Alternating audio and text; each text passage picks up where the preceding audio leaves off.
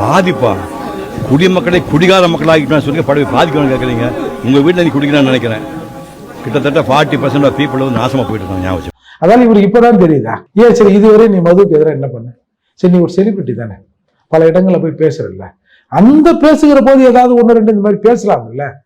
இது ஒரு நாள் கேமராவை பார்த்தா ஏதாவது ஒன்று பேசி விட்டு போற, அது ஒரு மனநோய் தான் சார். ஏன்னா உங்க பிள்ளை ஜெய்பின்னு ஒரு படம் எடுத்தானே, அந்த ஜெய்பிமுக்கு அந்த படத்துக்கு சம்பந்தமே இல்லை, அப்பெல்லாம் தெரியலையா சார்? இந்த மாதிரி இது யாரோட தப்பு தெரியுமா? இந்த மீடியாக்காரர்களோட தப்பு. எவ்வளவோ பேர் ஓட்டு போடுறான். இப்ப வந்து சிவகுமார் வந்து ஓட்டு போட்டு ஒரு விஷயத்த சொல்லிட்டாருன்னா அவர் என்ன புத்தராகுது? சிவகுமார், நான் பர்சனலா பேசக்கூடாது, சிவகுமார் குடும்பத்துல சிவகுமாரோட மகன்கள், பெரிய மகன் திருமணம் பண்ணும்போது என்னென்ன கூத்து நடந்தது தெரியுமா? ஒரு காதல் திருமணத்திற்கு எவ்வளவு எதிர்ப்பு வந்தது. நம்ம அதை பேசக்கூடாது பர்சனலா, இருந்தாலும் நான் வந்து வெளிப்படையா சொல்றேன்.